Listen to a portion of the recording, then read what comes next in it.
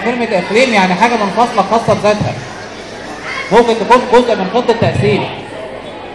لكن هو لما جه يتكلم على قناة السويس وحط لها مادة مخصوصة قال عليها قطاع، يعني جزء إداري من الدولة. شفتوا ازاي حتى أصغر كلمة كان فيه انتباه ليها في الدستور وتفصيل محترم ليها.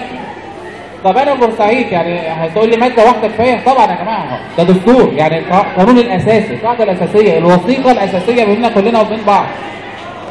فلما يكون المادة دي مش حاجة قليلة، لأن وراها قوانين وإجراءات كلها في خدمة القطاع بتاعنا اللي هو قطاع قناة السويس يعني بورسعيد. نيجي بقى لمواد المرأة. يا جماعة السيدات اللي هنا تعرفوا ان الدستور ده من احسن التصريحات في رايي الشخصي اللي ظهرت المرأة. يعني بصراحة يا جماعة اي واحدة قاعدة جوزها لو مش هينزل يصوت للدستور ده تتخانق معاه. الدستور ده جاب المرأة جدا.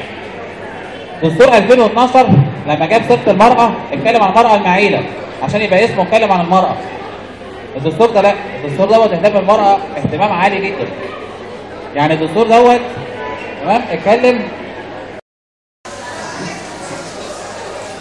هنلاقي مثلا في ارقام خطيره ان 60% من المصريات تعرضوا للعنف الاسري، ان 88% من الفتيات تعرضوا للختان، 38% من حالات الزواج كانت اجبار على الزواج، ما خدتش حقها الديني في اخر رايها.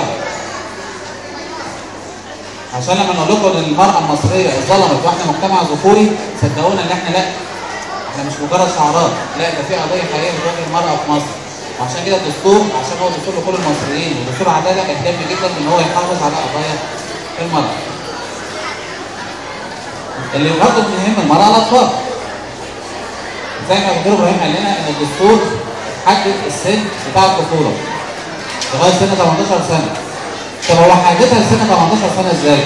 هو حددها بشكل هو فعلا يفيد الاطفال في موضوع التعليم.